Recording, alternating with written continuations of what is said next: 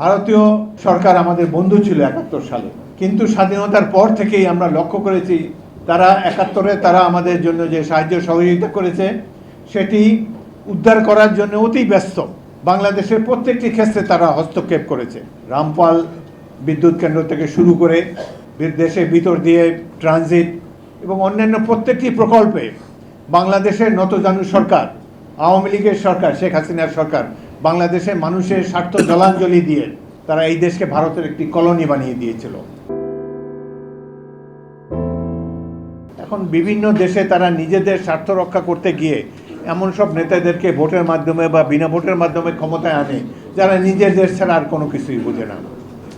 যে কারণে এই যে ইউক্রেনের যে যুদ্ধ হচ্ছে, ইউক্রেনকে তো সাহায্য করে যাচ্ছে পশ্চিমা বিশ্ব, কিন্তু এখন সাহায্যের জন্য তারা বলেছে ইউক্রেনের যে খনিজ সম্পদ আছে এটার ভাগ তাদেরকে দিতে হবে। আমাদের দেশের পাশে এই যে মিয়ানমারের যে সমস্যার কথা আমরা ইদানিং শুনছি বা আরও সামনে অনেক জটিল পরিস্থিতির উদ্ভব সেখানে হবে, সেখানেও একটা কারণ হলো যে মিয়ানমারের অনেক প্রাকৃতিক সম্পদ আছে, এটির প্রতি বহিঃশক্তি এবং সুপার পাওয়ারদের নজর পড়েছে। এর জন্য হয়তো আনউইলিং ভিকটিম বাংলাদেশকেও হতে যেতে পারে। তো যাই হোক, আজকে পানি নিয়ে কথাবার্তা বলি। আমাদের দেশের অনেক ব্যক্তি তারা সরকারে না থেকেও নানাভাবে বাংলাদেশকে অনেকভাবে সেবা দিয়ে যাচ্ছে। তার একটি হলো আন্তর্জাতিক ফারাক্কা কমিটি। এই কমিটির যে নেতা ছিলেন আতিকুর রহমান সালু, তিনি কিছুদিন আগের পরলোক গমন করেছেন। অত্যন্ত উৎসাহী, প্রাণবন্ত, দেশপ্রেমিক এক যুবক ছিলেন। তিনি আমেরিকা শহরে থেকেও ইন্টারন্যাশনাল ফারাক্কা কমিটির মাধ্যমে দেশে বিদেশে, চীনে, অন্যান্য জায়গায় বাংলাদেশের যে পানি আগ্রাসনের বিরুদ্ধে, বাংলাদেশ যে পানি আগ্রাসনের শিকার, এ ব্যাপারে তিনি বলিষ্ঠ ভূমিকা রেখেছেন। তার সহযোগী টিপু সুলতান সাহেব এখানে এসেছেন। আমি এই কমিটির সবাইকে আন্তরিক ধন্যবাদ জানাই এবং আতিকুর রহমান সালুর রুহের মাগফিরাত কামনা করি। একইভাবে আজকে আপনাদের সামনে যারা উপস্থিত রয়েছেন এদের মধ্যে অনেক নীরব সরব কর্মী রয়েছেন যারা বিভিন্ন ধরনের প্রতিবেশীর আগ্রাসনের বিরুদ্ধে প্রতিবাদ জানিয়েছেন। এখানে রয়েছেন একজন অবসরপ্রাপ্ত সামরিক কর্মকর্তা ব্রিগেডিয়ার নাসির, তিনি এবং আরেকজন লেফটেন্যান্ট কর্নেল হাসিনুর রহমান। তারা বিগত সরকারের আমলে আয়নাঘরে নিগৃহীত হয়েছেন। আয়নাঘর সম্পর্কে কিছুই জানতাম না। তারা জীবনের রিস্ক নিয়ে তৎকালীন মাফিয়া সরকার বহাল থাকার সময়ই প্রতিবাদ করেছেন এবং 5ই আগস্টের আগেই হাসিনুর রহমান, ব্রিগেডিয়ার নাসির আরও কয়েকজন সেনা কর্মকর্তাকে নিয়ে সেই আয়নাঘরের সামনে গিয়েছেন, প্রতিবাদ করেছেন, মিছিল করেছেন যে আমাদের দেশের নাগরিককে কেন এইভাবে নিগৃহীত করা হবে। এখানে রয়েছেন রুহুল কবির রিজভী। তিনি ভারতীয় আগ্রাসনের বিরুদ্ধে একসময় একাই প্রতিবাদ জ্বালিয়েছেন, ভারতীয় বস্ত্রে আগুন লাগিয়ে। সে সময় এটি নিয়ে অনেক সমালোচনা করা হয়েছে, কিন্তু যখন রাষ্ট্র কোনো ব্যবস্থা নেয় না, সরকার নীরব থাকে এবং প্রতিবেশী রাষ্ট্রের স্বার্থ উদ্ধারে ব্যস্ত থাকে, তখন দেশপ্রেমিক নাগরিকরা ইন্ডিভিজুয়ালি এইভাবে প্রতিবাদ জানিয়ে এসেছেন। তারই ফলশ্রুতিতে আজকে সেই মাফিয়া সরকার অপসারিত হয়েছে। আমরা দীর্ঘদিন সংগ্রাম করে এসেছি বিএনপি, কত হাজার হাজার কর্মী নিহত হয়েছে, লক্ষ লক্ষ মানুষ মামলার শিকার হয়েছে, আমরা সবাই বহুবার জেলে গিয়েছি। কিন্তু শেষ সময় সাধারণ মানুষ যখন তাদের পুত্র কন্যাদেরকে নিয়ে রাজপথে নেমে এসেছে, তখনই এই দুঃসহ মাফিয়া সরকারের অবসান হয়েছে। ভারতীয় সরকার আমাদের বন্ধু ছিল ৭১ সালে, কিন্তু স্বাধীনতার পর থেকেই আমরা লক্ষ্য করেছি তারা ৭১-এ তারা আমাদের জন্য যে সাহায্য সহযোগিতা করেছে সেটি উদ্ধার করার জন্য অতি ব্যস্ত। বাংলাদেশের প্রত্যেকটি ক্ষেত্রে তারা হস্তক্ষেপ করেছে। রামপাল বিদ্যুৎ কেন্দ্র থেকে শুরু করে দেশের ভিতর দিয়ে ট্রানজিট এবং অন্যান্য প্রত্যেকটি প্রকল্পে বাংলাদেশের নতজানু সরকার, আওয়ামী লীগের সরকার, শেখ হাসিনার সরকার বাংলাদেশের মানুষের স্বার্থ জলাঞ্জলি দিয়ে তারা এই দেশকে ভারতের একটি কলোনি বানিয়ে দিয়েছিল। দেশের জনগণকে বাধ্য হয়ে দীর্ঘদিন সংগ্রাম করে এই মাফিয়া সরকারকে অপসারিত করা হচ্ছে। অনেক কষ্ট লাগে, দুঃখ লাগে। আমরা এখানে অনেক মুক্তিযোদ্ধা আছি, জীবন উৎসর্গ করার জন্য গিয়েছিলাম বয়স যখন কম ছিল।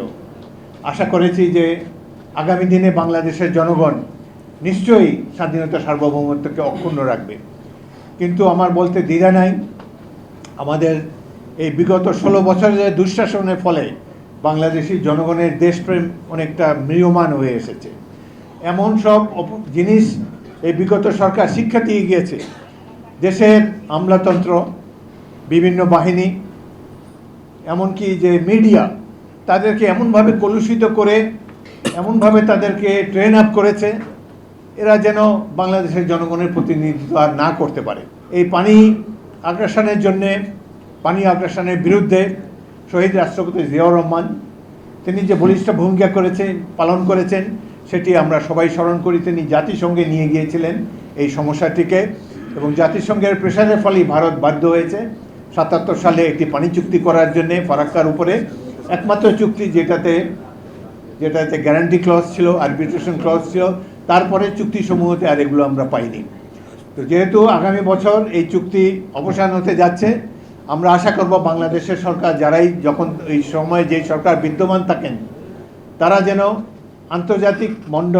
আন্তর্জাতিক পরিমণ্ডলে বলিষ্ঠভাবে তাদের দাবি উত্থাপন আমরা করতে পারি যে বৃহৎ গঙ্গা নদীর উপরে যে পানি বন্টন চুক্তি হবে সেখানে যেন একটি গ্যারান্টি ক্লজ এবং আরবিট্রেশন ক্লজ থাকে। নতুবা এই চুক্তির কোনো অর্থ থাকে না। যদি ফারাক্কা পয়েন্টে পানিই না থাকে তাহলে কি ভাগাভাগি সেখানে হবে। তিস্তা নদী সম্পর্কে তো কত কথা শুনলাম।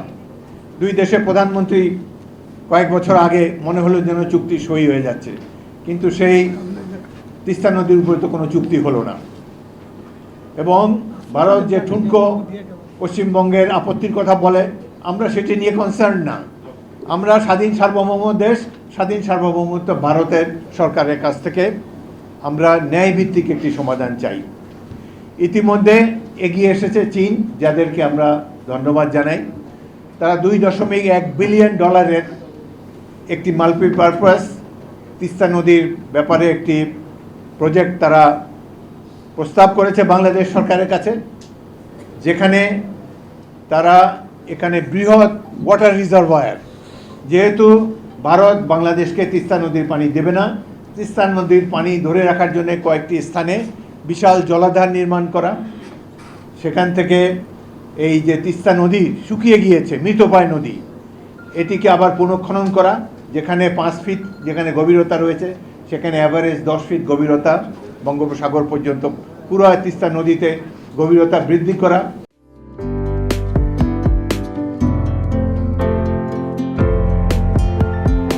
পহেলা জানুয়ারি 2025 ইউটিউব জার্নালিজমের অগ্রদূত changetv.press 6 বছর পেরিয়ে পা রাখল গর্বিত আমি অত্যন্ত আনন্দিত হলাম যে চেঞ্জ টিভি আগামী কয়েকদিনের মধ্যেই 6 বছর পূর্ণ করবে। হাঁটি হাঁটি পা পা করে চলা শুরু করে এখন সে বেশ দৌড়াদৌড়ি করছে বলা যেতে পারে। ও নামটাও অত্যন্ত বলবো যে সিগনিফিক্যান্ট, যে চেঞ্জ, এই গণঅভ্যুত্থান কিন্তু চেঞ্জেস। সেই হিসেবে তোমার টেলিভিশনের, তোমার এই চ্যানেলের নামের একটা যথেষ্ট মিল পাওয়া যায়। আমার প্রত্যাশা যে এই গণঅভ্যুত্থানের যে প্রত্যাশা, যে আশা আকাঙ্ক্ষা, চেঞ্জ টিভি সেটিকে এগিয়ে নিয়ে যাবে। তোমাকে শুভেচ্ছা। চেঞ্জ টিভি যারা সম্পৃক্ত আছেন, যারা কর্মী আছেন, সামনে পেছনে সকলকে আমার শুভেচ্ছা। changetv.press এক ফোঁটা হলুদ নেই। Online TV channel change TV 6 বছর ধরে ওনারা কাজ করে যাচ্ছেন। ইতিমধ্যে জনগণের হৃদয়ে স্থান করে নিয়েছেন। প্রায় 22 লাখ সাবস্ক্রাইবার আছে। আর যে কোনো অনুষ্ঠান 10 লাখের মতো মানুষ এটা প্রতিদিন মানুষ দেখে থাকে। আমিও এই চ্যানেল নিয়মিত দেখি। তো চেঞ্জ টিভির পক্ষে আমির মোমিনুল মানিক সাহেবের উপস্থাপনা, প্রশ্নের ধরন, এগুলো জনগণ দেখতে চায়, শুনতে চায়। আমি চেঞ্জ টিভির উত্তরোত্তর সমৃদ্ধি কামনা করছি।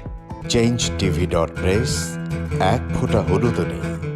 চেঞ্জ টিভি, তো আমি তাদেরকে আমার অসংখ্য শুভেচ্ছা জানাচ্ছি, কারণ তারা যে ভূমিকা রেখেছে এই সময়, একটা কঠিন সময় ছিল, সেটাতে যেমন ভূমিকা রেখেছে, এমনকি 5ই আগস্টের পরে নতুন বাংলাদেশেও তারা তাদের সেই তীক্ষ্ণ একটা সমালোচনামূলক এবং যেটাকে আমি গঠনমূলক বলবো সেরকম একটা ভূমিকা রাখছেন। তো সেক্ষেত্রে আমরা মনে করি যে এই ভূমিকা আমাদের দরকার, আমরা চাই এটা থাকুক এবং আরও যেন সমৃদ্ধ হয়। নতুন বাংলাদেশ নির্মাণে আমরা চাই যে চেঞ্জ টিভি যে সমালোচনাগুলো করছে বা যেগুলো আমরা তুলে ধরছেন, সেটা এমন করে করবেন যেন আমরা সেখান থেকে শিখতে পারি এবং সবাই মিলে যেন আমরা নতুন বাংলাদেশকে সত্যিকার অর্থে বৈষম্য বিহীন একটা সমাজ গড়ে তুলতে পারি,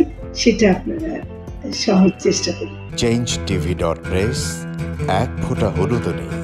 আগামী জানুয়ারি মাসের 1ম তারিখে আপনারা 6 বছর পূর্ণ করতে যাচ্ছেন। আপনাদেরকে শুভেচ্ছা জানাচ্ছি, আন্তরিক ধন্যবাদ জানাচ্ছি। আমি আশা করব চেঞ্জ টিভি অতীতে যে বলিষ্ঠ ভূমিকা পালন করেছে, আগামীতেও আপনারা সেই বলিষ্ঠ ভূমিকা পালন করবেন। আমি আমার এলডিপির পক্ষ থেকে, মুক্তিযোদ্ধাদের পক্ষ থেকে আপনাদেরকে আন্তরিক মোবারকবাদ জানাচ্ছি, শুভেচ্ছা জানাচ্ছি। আশা করি দিন দিন আপনারা উন্নতির শিখরে এগিয়ে যাবেন। ধন্যবাদ। changetv.press এক ফোঁটা হলুদও নেই।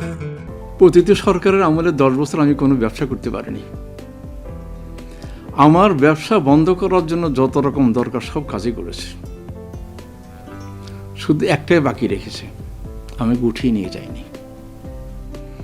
নয়া দিগন্তর মাধ্যমে যাদেরকে আমরা চেষ্টা করেছি সার্ভিস দেওয়ার জন্য, এরা আমাদের অনেকেই খোঁজখবর রেখেছে, ব্যস্ততার জন্য হয়তো দেখা সাক্ষাৎ হয় না, কিন্তু আমি একজনকেই পেয়েছি। তিনি হলেন চেঞ্জ টিভির আমিরুল মোমিন মানিক। উনি এক সময় দিগন্ততে ছিল, সেই হিসাবে আমাদের জানাশোনা ছিল। ওনার একটা ইন্টারভিউতে আমার খুব পছন্দ হয়েছে, সেজন্য আমি ওনাকে 10:30টার সময় ফোন করেছি। উনি উত্তরে বললেন, গলাটা খুব পরিচিত। প্রথমে হয়তো নামটা বুঝে সারেননি, আমার নামটা খেয়াল করতে, আমি সাথে সাথে নাম বলেছি এবং বললো যে 3 দিনের মধ্যে আপনার সাথে আমি দেখা করব। ওনার কমিটমেন্ট অনুযায়ী সেইভাবে এসছে এবং উনি বলছে আপনার যত দুঃখের কথা সব বলেন, আমি প্রচার করব। আমি সত্যি সত্যি ওনার কাছে খুবই কৃতজ্ঞ। আমার মনে যেসব ক্ষোভ আছে, যেসব দানা বেঁধে আছে, আমি কিছুটা হালকা হয়েছি ওনার সাহায্যে। আমি চেঞ্জ টিভির উত্তরোত্তর সমৃদ্ধি কামনা করি এবং ভবিষ্যতে যেন আমার মতো এখন নাম না জানা লোককে চেঞ্জ টিভির সামনে এনে তাকে যেন উদ্বুদ্ধ করে। changetv.press এক ফোঁটা হলুদও নেই।